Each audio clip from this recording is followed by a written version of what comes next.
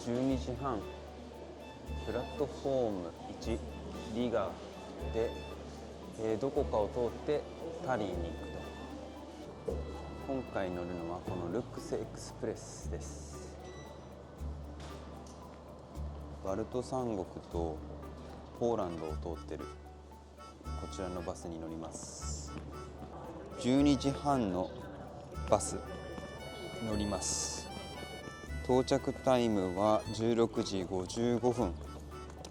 長旅ですので頑張っていきましょう。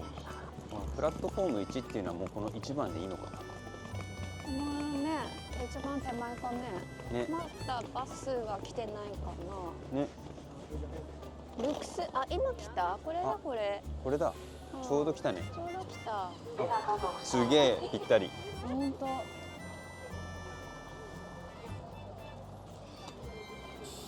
ルックスエクスプレス、今回初めて乗りましたが、なんとモニターがついてます。一人一台。幅も普通に広いです。かなり余裕がありますし、そしてここにはコンセントも1個ありますし、でこれを押すと、結構ちゃんと広い、幅の広いテーブルが出てきました。すごいね。結構快適、本当に。かなり快適だね。Wi-Fi もルックスエクスプレスのがあって、早くはないけど一応つながってます。早めに予約したのでかなり安く、ゲットすることができました。フリックスバスと値段もほぼ変わらなかったので、早めに取っちゃえばフリックスバスより絶対こっちの方がおすすめです。限りなく快適だし、広さもそうだし、清潔感がもう全然違う。Talvez por isso não lembro. Eu quero ser eu mesmo.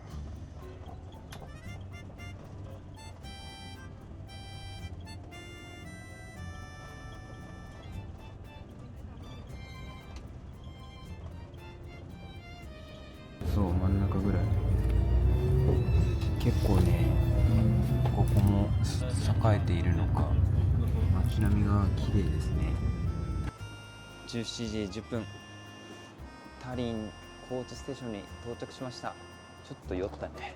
バス用意しちゃった。あっち側にルックスエクスプレスのバスが結構並んでます。今の気温が10度。リガよりも1度ぐらい寒いみたいです。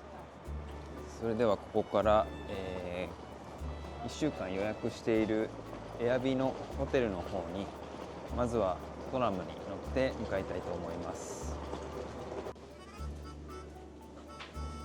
結構綺麗ですね。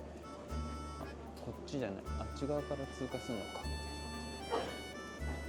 まっすぐだわ、まっすぐ。トラムマークがありますね。本当だ。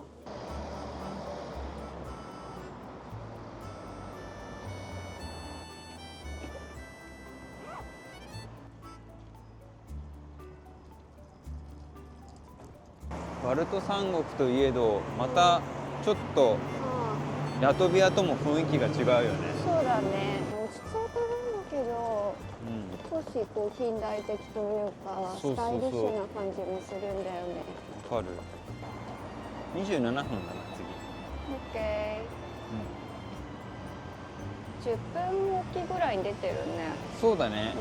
落ち着いている感じが北欧に近い、スウェーデンに近いかなと俺は思ったんだよね。そうだね。これ道路がね、石畳じゃないね、ここ。ここはさすがにそうか。ラトビアとエストニアはもうちょっとなんつうか暗い。でも今5時過ぎじゃん。でもラトビア着いた日も確か5時。そう同じぐらいだったよ。なんか空の色が違って見えるのはなんでなんだろうね。これに乗ります。うわ、すごいコンパクト。かわいい。ちょっと私やってみて。Du vet, du tar ju något organ. work with bank cards. クレジットカークレジットカードのド No? They made different card, green card. Ah. I think you can just doesn't know how to get. あ、OK We will get off. Yes, just no I let Oh, it this doesn't say. It doesn't. Ah, perfect Okay Thank you So if you reach a contract, they must help you. Thank you very much Yes, we have to buy Ticket? ね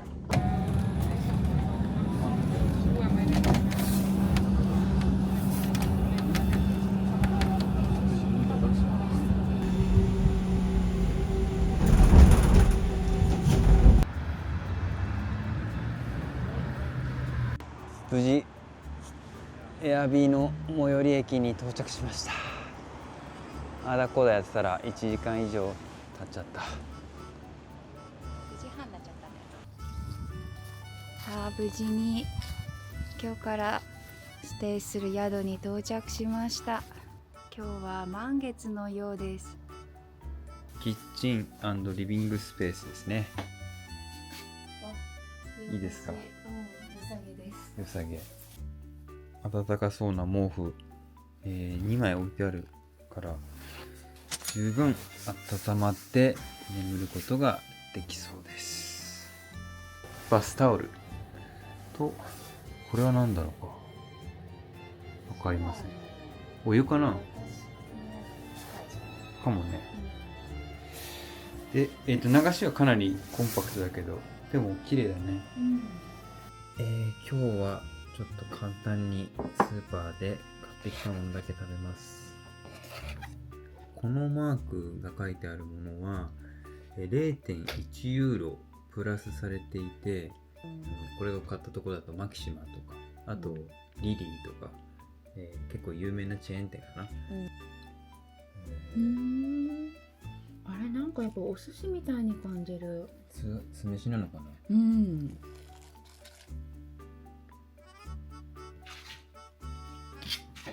白ペコ。ポケってポケ丼のポケ？半分も食べてないけどまだまだ重いこれはカロリー爆弾ですわ。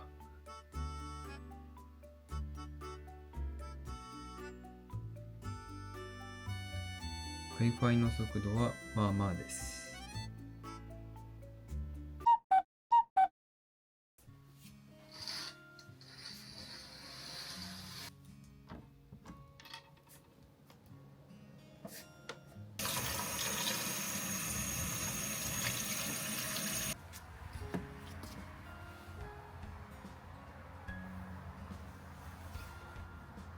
これから、エストニア・タリンの街を走っていこうと思います。家から走り出してわずか5分も経たずに海が見えてきました。とても気持ちいい場所ですね。それも栄養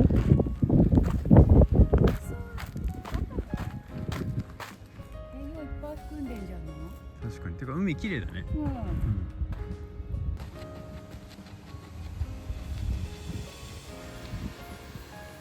遊具がたくさんあります。おお、なんかすごいぞあの遊具こうやって走りやすい道路もあるし、右側見ればね、海が広がってるし、すごいおしゃれなレジデンスエリアに来ました。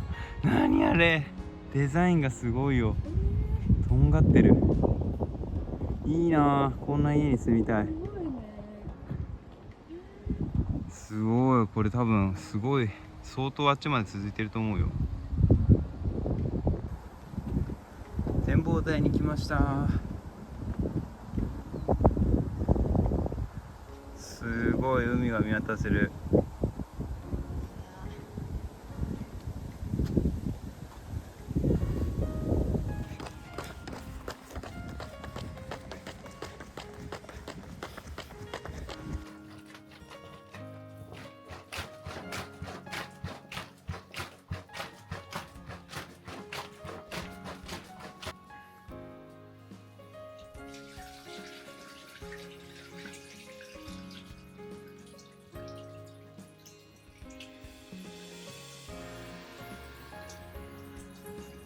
これから食料を調達しに、スーパーに行ってきます。昨日と同じマキシマに来ました。あんなところでギター弾いてるよ。スーパーの前って初めて。新しいね。これだけ買ってきました。全部で 32.02 ユーロなので、5200円ぐらいしますが、これでだいたいまあ何日か4日間ぐらいは持つんじゃないかなと思います。じゃがいも 2.5 キロとかレタスも買いましたね。これとか安かった。2ユーロぐらい。安いね。うん。100グラムで2ユーロなので、これだったら余ってもジップロックで食べられるので、かさばらなくて持ち運びしやすいかなと。あとこっちに来て好きになり始めたピクルスね。これちょっと添えるだけでもいいよね。うん。猫さんがやってきました。あ、行っちゃった。おいでー。すごい大きい。ずいぶん食べてんのね。君。ずいぶん食べて大きくなったんでしょう。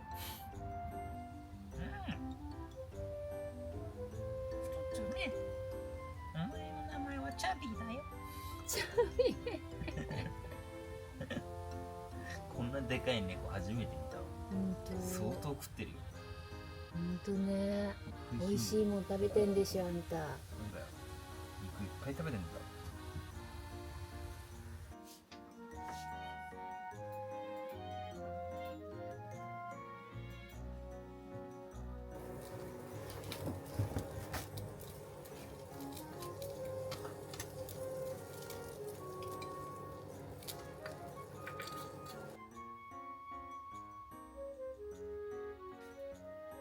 じゃあ、いただきます。いただきます。今日はこの買ったエストニアのビール、レコク飲んでみます。ピルスナーって書いてある。あー、結構薄いね。ライトって書いてあったから、かなり軽いと思います。じゃあ、乾杯。乾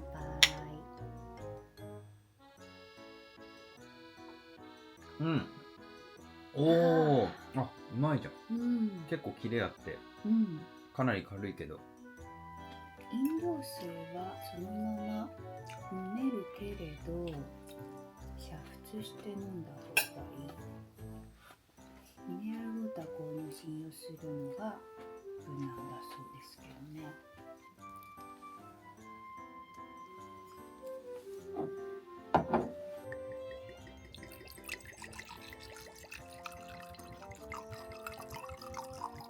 温めました。じゃあ、バイ。おお。鼻痛い。ちょっと待って。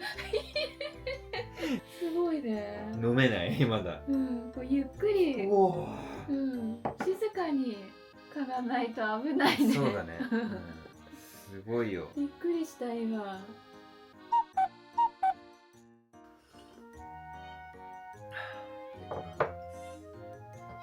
今日はこれからタリの旧市街を観光しに行きたいと思います。今日はこのナンバー2のトラムに乗って、行きます。あ、really? あ、Thank you so much. When you get on, you just touch there. あ、 I already did. ah, I don't need it, so you don't need it? yeah, you can.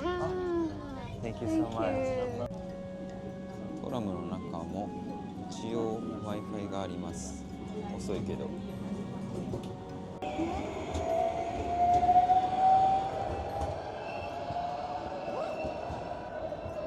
で、このまままっすぐ行くと旧市街の方に行って、旧市街にかなり観光地が固まっているようですね。こちらがエストニア海洋博物館で、このすごいぶっとい城壁、これがフトッチョ・マルガリータと言われてるみたいです。名前が可愛いよね。そうだね。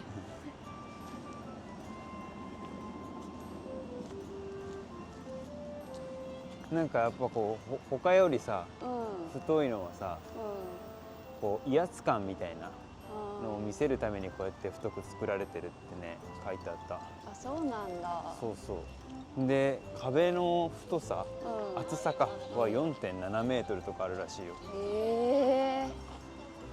ほらすごいよ。本当だ。めちゃめちゃ分厚い。もともとは城壁だったけど、なんか歴史とともにこう監獄になったりとかいろいろ変わってるらしい。うわ大きさがわかるわ。あるそうバルト三国来てからね結構菊の花見かけるんだよね。へえ、うん。こちらがビル門です。14世紀に作られた城壁の入り口の一つとなっていて、ここの中から旧市街に入ることができます。もうこのビル門はこの旧市街のシンボルにもなっているようです。バルト三国は琥珀が有名なんだね。うん。アンバーって聞くとアンバーエールを思い出すよね。私も先にビールの方になるんだけど。こちらが旧市庁舎です。北ヨーロッパで現存する市庁舎の中では最も古い市庁舎とされているようです。1970年まで、市庁舎としてやっていたようなんですが、今は別の市庁舎になっています。そしてこの、旧市庁舎がある大きな広場がラエコヤ広場です。ここが、タリン旧市街の中心地になっています。塔の一番上、ここからだとちょっと見えないんですけど、あの一番上にね像みたいなのがあって、そこの、像の人がトーマスおじさんっていう人らしくてなんか有名な兵士なんだって。あ、そうなんだ。今気温11度なんですが、天気がすごいいいので、お店の外で飲んでる人がすごい多いですね。あ、お店のって多分これサクっていうね、ビールなんだけど、こっちのエストニアの定番はビールかな。オリジナルとこっちがダーク、トメって書いてある。うまいこれ。うまいわ。黒ビールっていう感じの味で。甘さも適度にあってキレもあって飲みやすいビールです。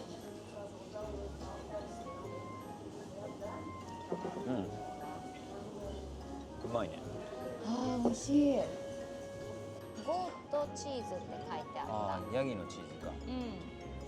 カマンベールみたいな感じだね。すごいイチゴも乗ってんじゃんこれ。ベリー系とチーズとナッツのサラダね。いいですね。そしてこちらがバルト三国定番の黒パンの揚げたやつにガーリックソースがついてます。これも間違いなくうまいやつです。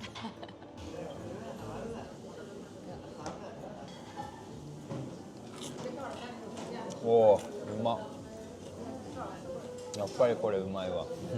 今まで食べた黒パンの揚げパン、黒パンの揚げパン、黒揚げパン、なんかで一番美味しい。本当？そんなに味変わるんだ。味付けがちょうどいい。結構しょっぱすぎるやつとかもあったじゃん。うわ、これはうまいぞ。本当？ちょうだい。これ美味しい。一番美味しい。この揚げパンを。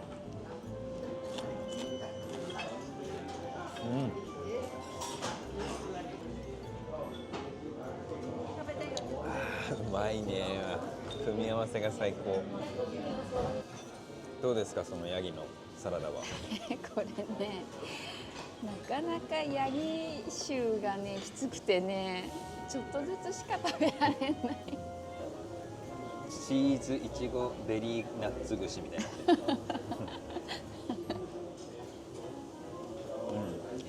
あ、すごい不思議だ。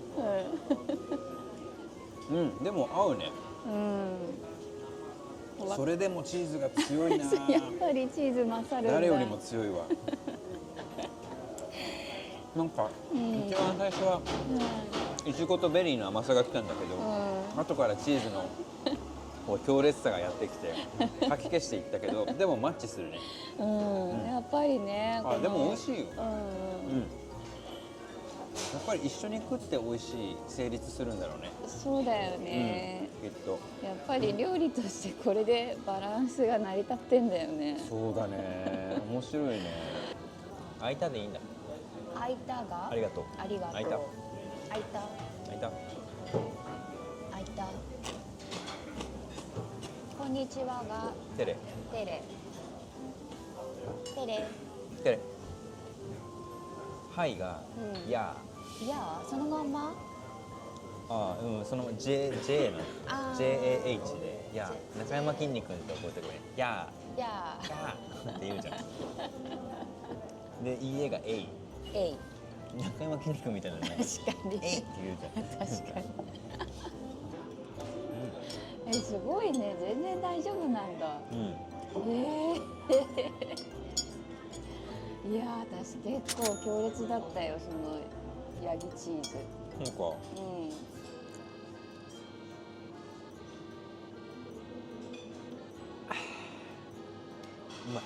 チェックしたんですけども、店員さんに最後この名前忘れちゃった。忘れちゃったけど、40% のそう40%のトラディショナルなお酒だそうです。リキュールって違う、リカーか、アルコールか、そうトラディショナルで寒い時にガッと飲んで温めるということで一緒に飲んでいきましょうか。はい、じゃあ乾杯。乾杯。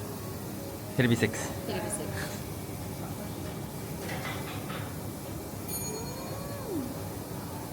これショットでガッと飲むんでしょ、一気に。そっか。まあちょっと飲むんだけど。うわ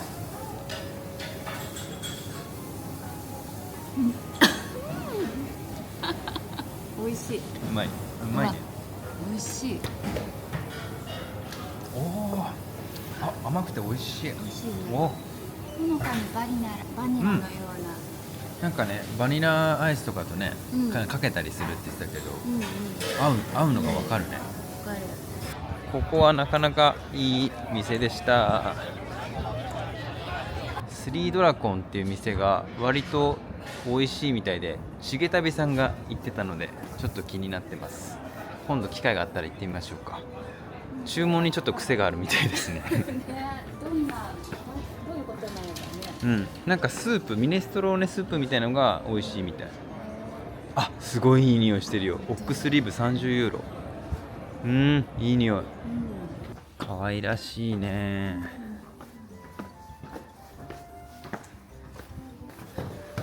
ダンジョンの中に入っていきます。もう出ました。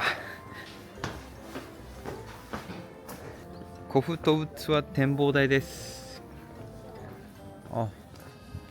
そうか、なんかさ、展望台っていうからさ、結構階段とかをガーって登ってあんのかと思ったらさ、もう今登ってきた石畳がもう登りって感じなんだね。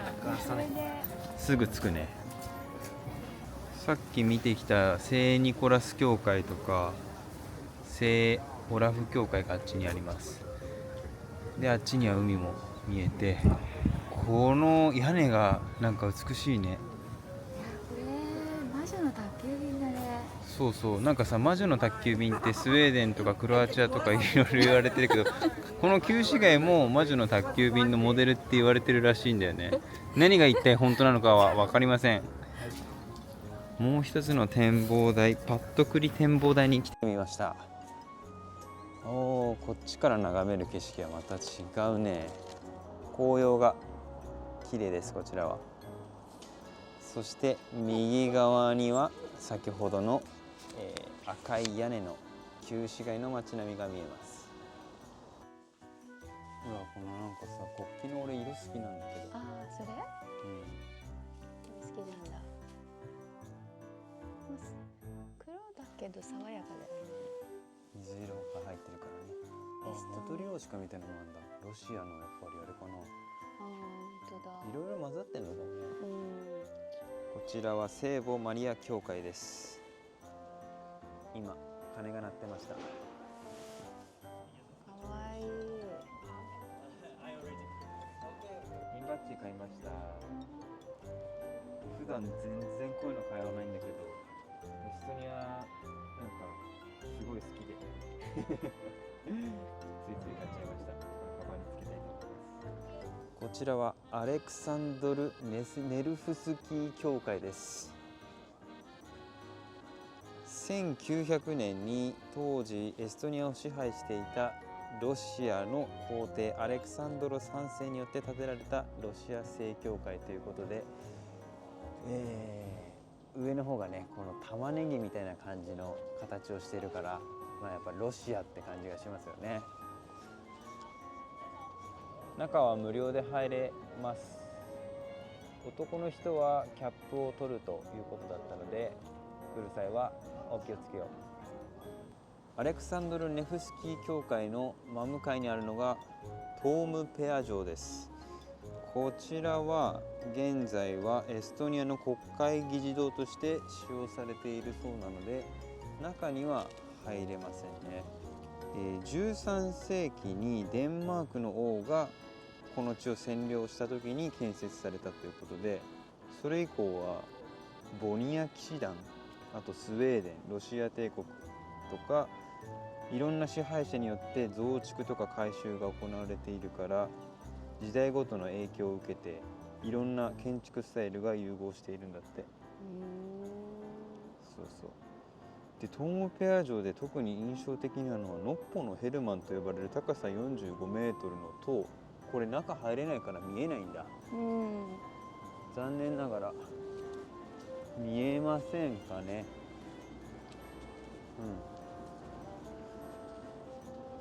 そこはねエストニアの独立を象徴する国旗が掲げられているということで、エストニアの国旗こちらにも掲げられてますが、真ん中にウクライナの国旗があります。やっぱりバルト三国どこの国もウクライナの国旗が結構セットであるよね。よく見るね。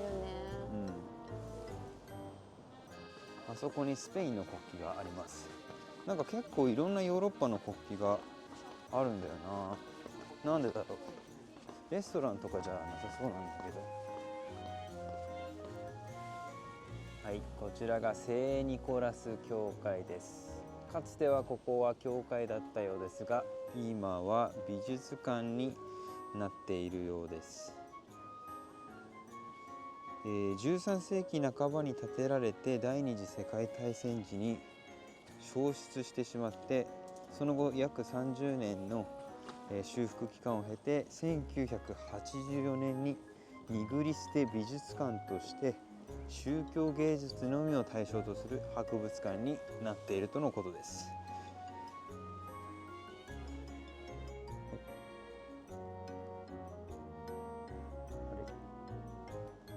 合唱音楽とかもやってるのか。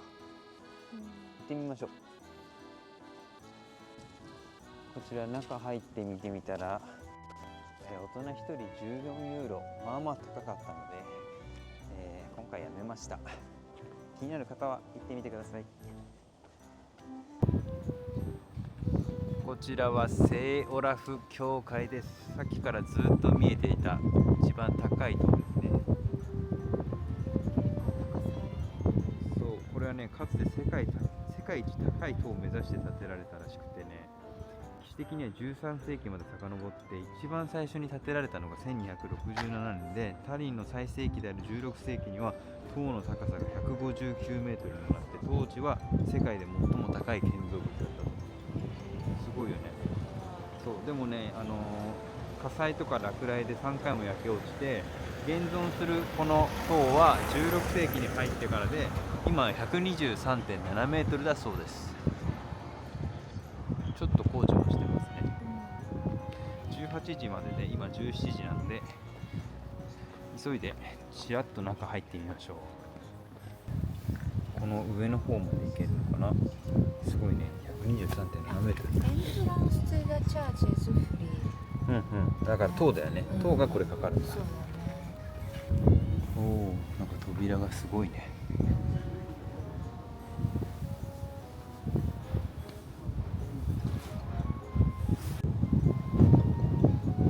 リーで入れた教会の中は、特に見応えとかはなくて、すごいシンプルな教会っていう感じでしたね。聖オラフからすぐ近くにあるこちらが三人姉妹と呼ばれる3つの、並んだ建物です。可愛らしく女性らしい佇まいから三人姉妹の家って呼ばれてるらしい。そんでね、1997年に歴史的建造物として文化財に登録されたんだって。意外とすごい。2003年に5つ星ホテルとしてオープンしたが、現在は閉業中なんだって。っ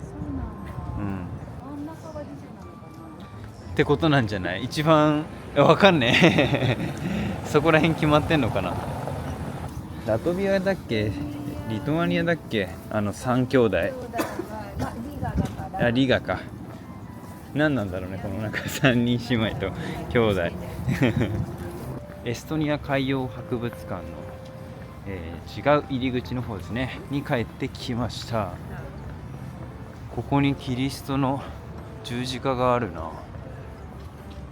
うわー、このなんか門もまた趣があるね。すげえ。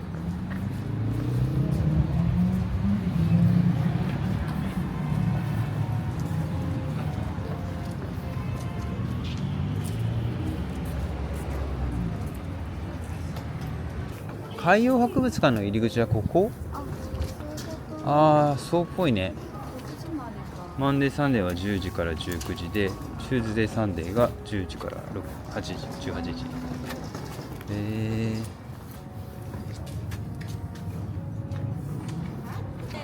公園の公衆トイレは無料でした。瞬間センサーだったね。うん。だからさ、動かないとすぐ電気切れちゃうからさ。ショッピングモールでちょっと休憩してました。これから帰ります。ここはレストラン街なのか、ライトアップされていてすごい綺麗です。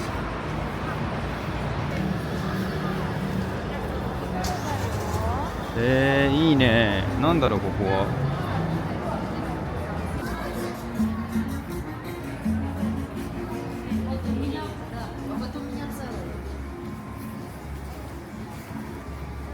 バーとかレストランとか。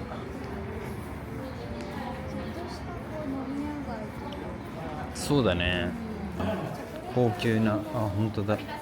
ちょっと高級そうじゃない？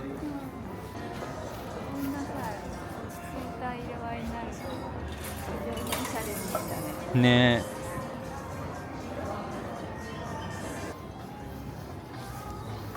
え。いいね。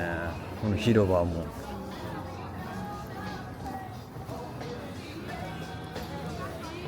今日はスーパーでですね、このバナタリンっていう、これはリキュールを買ってみました。そしてこちらがカリという炭酸飲料。エストニアで有名な飲み物みたいです。はい、簡単ご飯です。はい。今回これ飲もうか。カリ。そう、これはライ麦を発酵させた炭酸飲料なんだって。アルコールはね、入ってなくて。ジュースですね。そう。はい、お願いします。乾杯。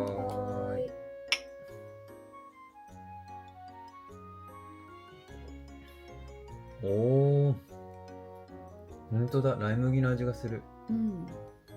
でもコーラっぽい感じもするね。うん。ビールのような感じもするけど。わかる。うん、麦だからだろうね、きっと。ノンアルコールビールをめっちゃ甘くしたみたいな。美味しいね。40% です。今日飲んだやつと同じかもしれないよね。こんな感じです。トロトロですね。匂いは。今日飲んだのと一緒だね。いい匂いがする。ブランデーっぽいよね。そうだね。じゃあどうぞ。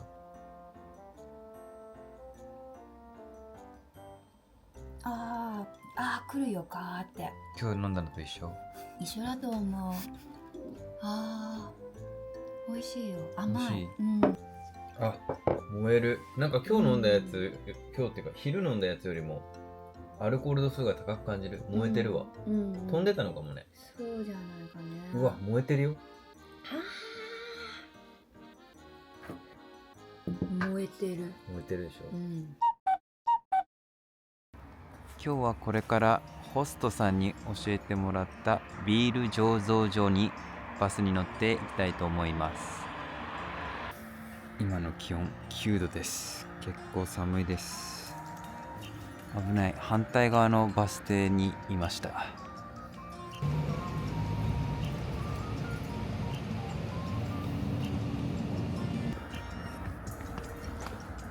あれかな。着きました。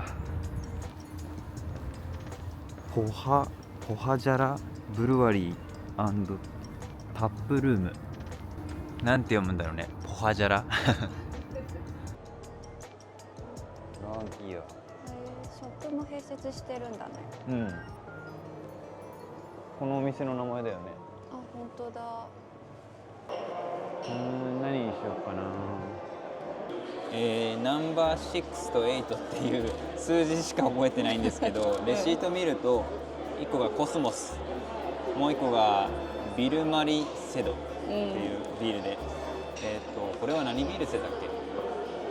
IPA って言ってるか。 IPA って言ってたかな。 IPA で何かおすすめありますかっていう感じで聞いて頼んでみました。じそうゃあいただきます。はい、バイ。おー、IPA。うわー、華やか、すごいグレープフルーツの味がするこれ。あ、見た目もねグレープフルーツっぽいもんね。あ、一緒？あ、そんなことないね。大阪ソースこれじゃん。どんな味？大阪ソース。もうあれじゃない？ソースじゃない？ソースかな。フード来ました。これは？これはね、ソーセージ。ソーセージ大きいね。あ、ソーセージ頼んでこれが付け合わせでのままプレートできたんだ。なんか頼んだっけって今思ったもん。いいね、でもこのプレートね。あ、結構でもスモーキーだね。効いてるよ。ああ、うまいね。美味しい。香りがすごい。口の中で広がるよ。いただきます。あ、グラタンだ。なるほど。マカロニグラタン。そっか。マカロニの MAC だったんだ。そういうことか。